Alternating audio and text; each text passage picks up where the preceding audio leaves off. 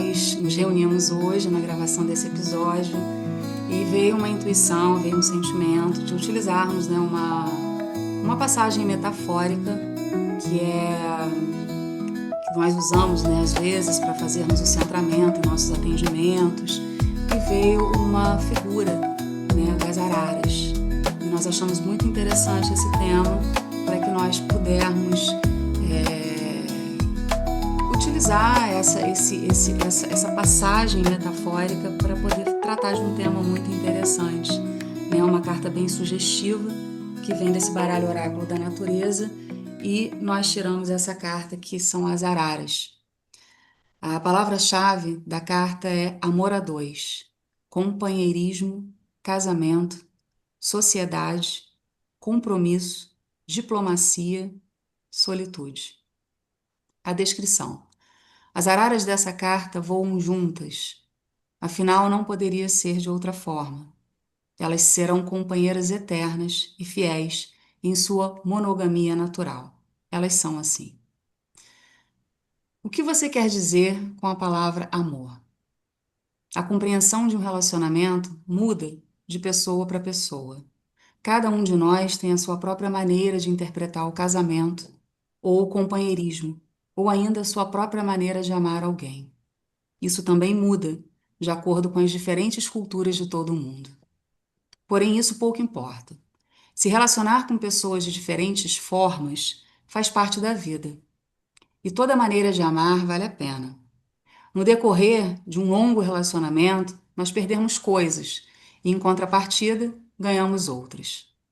Talvez o fogo da paixão se apague, dando lugar a uma linda cumplicidade, nascendo os irmãos de corpo e alma. Talvez você viva uma paixão fugaz e pense que só porque durou 2 meses, aquele amor não deu certo. Grande engano. Deu certo durante 2 meses. O importante não é o tempo, que é tão relativo, mas a qualidade dos sentimentos. Outro aspecto muito importante dessa carta é a experiência de ficar só com a solitude, ou seja, estar só por opção. Um estado de privacidade não associado a um sofrimento e de aprender a desfrutar da nossa própria companhia. Quando você aprende a gostar de ficar consigo mesma, se tornará menos dependente de uma outra pessoa, o que torna sua companhia muito mais agradável. Deite na grama, observe as nuvens. Elas não têm uma forma definida. Elas estão em constante mudança. Elas se misturam, elas se separam, mas elas continuam sendo nuvens. Muito Muito, bom. muito, muito, muito sugestiva, né? Isso, muito sugestivo e essa coisa da solitude, né? Às vezes faz a gente sentir medo, né, de só estar com a gente. Tem aquela coisa, né, que o outro vem para complementar, ele não vem para para você se apoiar, para você depender dele, para poder estar, né? Apesar que há uma procura muito grande ainda, né, pela alma gêmea, pela meu príncipe encantado, e tanto do homem quanto da mulher tá nesse lugar de codependência do outro para poder ser quem é, para poder encontrar a felicidade. E isso assim traz muitas consequências. Talvez seja um relacionamento que perdura a vida inteira, mas traz consequências para o íntimo de cada um, né? De estar com alguém e ficar aquela coisa de, mas podia ser melhor, mas por que que isso não acontece desse jeito? E você coloca nesse lugar de achar que talvez o problema está aí com você mesmo, né? Então fica aquela luta ali dentro da sua cabeça, né? Ok, não, mas isso é por causa disso. E você fica tentando racionalizar e daqui a pouco vem um sentimento forte, uma emoção muito forte que pode te paralisar e acaba que você não consegue sair desse lugar aí de dualidade, né? Não sei. Como é que chega a Ou carta aí para você, até, Renata? ou até responsabilizar, né, o outro, a outra parte da relação, por aquilo que você não está, que não está bom para você, né? Então, acho que a leitura, assim, a interpretação dessa carta, ela leva você tanto para o aspecto da relação com alguém, quanto do aspecto da relação com as suas partes internas, porque nós temos razão e emoção caminhando aí o tempo inteiro, né? A carta fala de uma dupla, fala de duas araras, né? E o quanto a gente, ao longo da vida, transita entre essa razão e essa emoção, tentando compreender qual é o nosso o que é que faz sentido pra gente, né? Assim, eu preciso usar a razão agora ou eu preciso usar a emoção agora, né? Qual é o veículo que é o correto, né? Qual é o correto, o que é o melhor, né? Quando, na verdade, o que a gente precisa compreender é que a gente precisa da razão e a gente precisa da emoção para transitar por essas relações, né? Mas o que eu estava falando da projeção na relação com o outro é que às vezes a gente responsabiliza o outro por aquilo que a gente não sente verdadeiramente dentro da gente, como se fosse o outro o responsável por nos proporcionar esse aspecto faltante na nossa própria história, né? E esse aspecto faltante na nossa própria história, ele precisa ser resgatado e ele precisa ser acessado e vivenciado por nós. O outro não pode ser responsável por aquilo que falta em mim. Eu preciso olhar para mim, preciso compreender em mim qual é a minha verdadeira necessidade.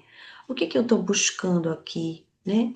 Se é a aprovação do que eu sinto, do que eu penso, onde isso me faltou na minha própria história? Para que eu esteja hoje depositando numa relação com alguém uma aprovação que não está chegando. E aí a gente termina que vai minando essa relação porque ela não está oferecendo aquilo que é uma falta minha. Será É. que esse outro tem isso? Tem isso para proporcionar a mim? Para me dar, né? Será que ele tem isso? A gente cobra do outro que a gente mesmo ainda não tem dentro da gente, né? Como é louco isso, se for parar para pensar. A gente só quer, mas a gente nem. Que é uma coisa que a gente nem sabe o que é ainda, mas tá querendo que o outro dá pra gente essa coisa. É muito É, irracional nessa hora, né? É muito... quando a Rê, ela coloca esses dois aspectos, né, da nossa razão e da nossa emoção, sem que nós tenhamos que fazer absolutamente nenhuma escolha. Eu sou racional ou eu sou emocional? Como eu ajo diante dessa circunstância? Eu acho que isso aí é um grande, é uma grande reflexão que eu acho que todas nós temos em nossas vidas. Eu acho que em algum momento a gente, acho que em muitos momentos a gente para. Que tipo de atitude eu tenho agora diante de uma decisão que eu tenho que tomar? Eu vou levar para o meu lado mais racional ou eu vou me deixar emocionar por aquilo e tomar uma decisão baseada no meu coração? Isso é uma, né, é uma encruzilhada, às vezes, que a gente se encontra. E é interessante a gente entender que não precisa, né, a gente não precisa tomar uma postura ou assumir um comportamento, sempre, linear, como se isso fosse, né, um código de conduta. Eu acho que o estado de consciência, né, que é exatamente o nosso trabalho também, né, eu acho que todo o propósito que a gente tem, né, não é como um objeto fim, mas é um objeto meio, é ir trabalhando aos poucos dentro de nós a percepção de que nós podemos nos voltar para esse estado de consciência sem ter que fazer opções pelo racional ou pela emoção. O estado de consciência é, dentro do propósito do nosso trabalho, dentro de um dos objetos do nosso trabalho, é fazer com que a gente consiga enxergar de repente, o mesmo comportamento, a mesma cobrança que nós temos, que se transformam em crenças que a gente leva por nossa vida fora, para as nossas relações, e estar em um estado de observação, né? É como se nós estivéssemos assistindo esse falatório que existe dentro da gente, entre a nossa Uhum. emoção, entre o nosso racional, e nós não precisamos assumir, né, nenhuma postura de um ou de outro. Nós podemos estar ali assistindo ainda aquela, o que que vai ser, o que que não vai ser, estarmos conscientes daquele momento e com base também em outras situações que a gente pretende trabalhar aqui, a questão do sentir o corpo, né? que eu acho que é Uhum, interessante a gente falar sobre isso também, né? Como a gente uhum. já vem trabalhando esse olhar.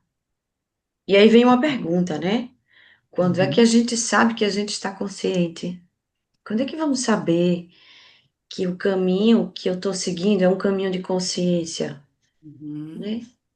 uhum, E eu tenho aqui um palpite, né? Uma fala, na verdade, não é uma única forma, mas é quando a gente se sente coerente entre o que a gente pensa e o que a gente faz, esse é um dado de que eu estou num estado de consciência.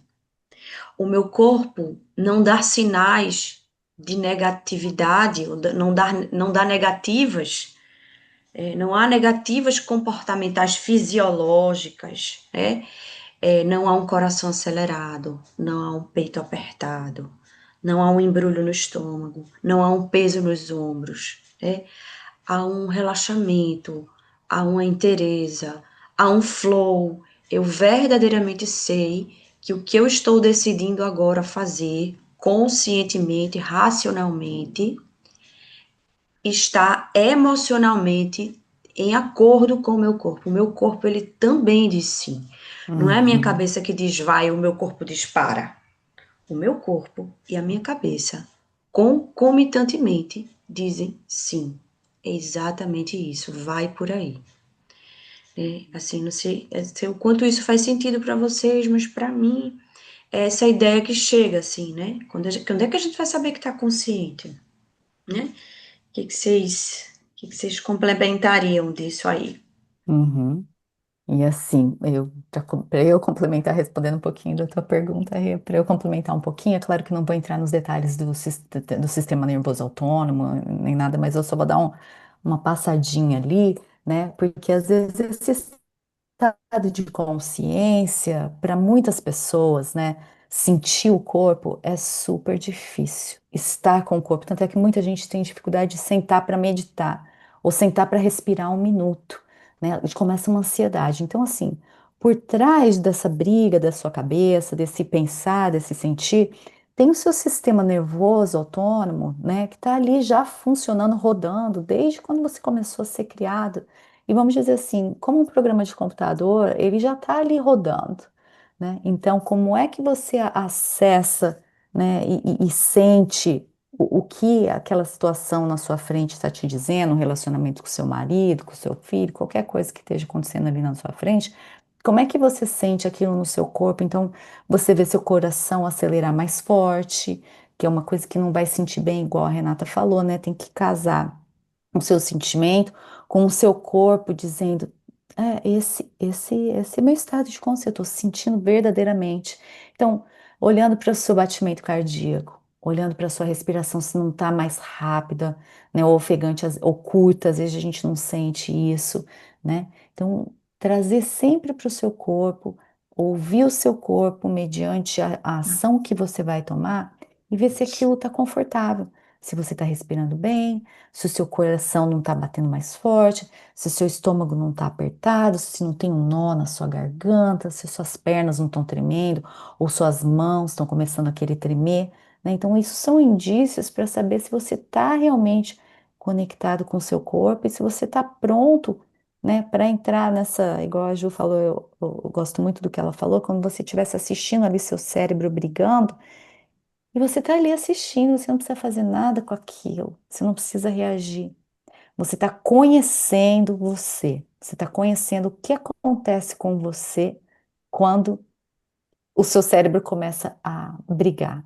Porque a gente não somos os nossos pensamentos, nós não somos os nossos uhum, pensamentos, né? Então, quando a gente começa a identificar esses pensamentos e só olhar, a gente está presente e a gente está aumentando essa janela aí de tolerância, de reação. Vamos dizer, o seu marido falou uma coisa para você, você já, sua razão já interpretou, sua emoção já pulou na frente, e aí você está pronto para vomitar uma coisa para ele, que aquela é sua verdade da hora. Então, uhum, para você criar esse espaço entre ele falar, você fazer a sua leitura e devolver, esse espaço aqui, né? Ele precisa ser, né, estendido para você Sentido, sentido. sentido, estendido, e aí sim você vê se tem uma necessidade de devolver o que o seu cérebro interpretou ou o que o seu corpo está te falando. Que algumas vezes a gente fala coisas com a nossa boca que o nosso corpo sente, eu não devia ter falado isso. E a reação Isso. vem instantânea. Então, eu acho que é esse o ponto que a gente queria chegar aqui, Ah, né? a indagação né, o questionamento que a Rê trouxe com a sua complementação, para eu poder assim dar um posicionamento interessante, Uhum, concluindo a ideia da Rê e a sua complementação. É muito interessante, né, quando a gente pergunta o que que é estar consciente. E quando você coloca essa questão do racional, como a gente está colocando com o emocional, né? O racional é toda a narrativa que a gente tem a respeito das soluções que a gente poderia, de forma pragmática, né, arrumar uhum, como uma única saída para as nossas relações ou para situações difíceis, ou mesmo situações do dia a dia que a gente tem, que às vezes é muito uhum, necessário a gente utilizar o racional.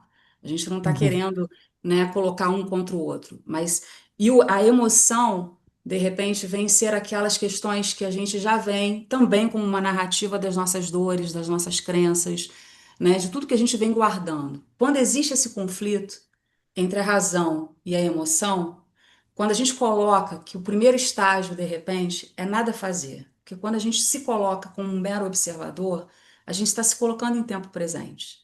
A gente está se permitindo olhar aquele falatório, uhum, observar, né? Não que nós fosse, não que nós sejamos uma entidade a parte dessas emoções nossas, mas nós estamos como observadoras das nossas emoções e das nossas narrativas racionais.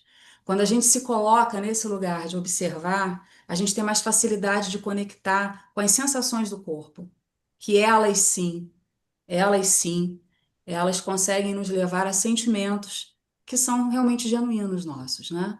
Que não é nem a uhum. narrativa do intelecto, do racional, e nem as emoções com toda a carga que nós temos das crenças que nós criamos a partir das nossas dores, dos nossos traumas. Então, acho que o nosso trabalho ele é muito direcionado a percorrer esse caminho, né? É um caminho de uma amplitude, né? E De uma potência, né, Ju? De Uhum. uma potência muito grande. de um Potência. apropriar-se, né? De verdade. Isso, E isso. e esse apropriamento eu acho que, acho não, eu quero falar que vem com o tempo, né? Não é só, né, vai surgir. É de ir fazendo e fazendo, né? Essa conexão de baixo para cima, né? Que eles falam em inglês bottom up, que é justamente do seu sistema nervoso trazendo as sensações corporais e mandando lá para dentro, né? Das suas estruturas fisiológicas e ali processando para depois dar uma interpretação daquilo. E não já vem, interpreta e reage. Então, eu vejo Uhum, muito como um exercício físico, né? Você quer, sei lá, fazer com que o seu bíceps fica maior, você vai ter que fazer exercício para aquilo. Então, isso que a Ju falou é a mesma coisa. É um exercício para poder cada vez mais sentir o seu corpo primeiro e depois usar essa interpretação e ver ali o que que você prefere reagir, como você prefere reagir, né? uhum, uhum. É. Isso. Bom, eu acho que foi uma grande reflexão, né? Não sei se vocês teriam algo a complementar, mas eu acho que a gente já lançou muitas ideias aqui para serem pensadas, né? É claro que a gente sempre, quando traz uma ideia, essa ideia ela pode ser olhada por várias perspectivas diferentes, né? Duas Uhum. araras podem ser parte de mim mesma, duas araras podem ser a relação entre mim e um companheiro, podem ser entre mim e o trabalho, podem ser muitas e muitas possibilidades, né? Então, o nosso olhar aqui é sempre muito amplo e buscando trazer mais e mais provocações de reflexões para você que nos acompanha e que nos assiste aí a cada 15 dias. Isso. Ótimo. Então eu convido você, né, que está nos escutando e nos vendo, que siga a nossa conta lá no Instagram, onde a gente está sempre postando material educacional, né, as nossas reflexões também. A nossa conta é @Viva a Compaixão sem o tio, e o nosso podcast Viva a Compaixão com o tio. Tá joia? Então a gente se vê no próximo episódio. Até mais. Até breve. Tchau, tchau. Tchau.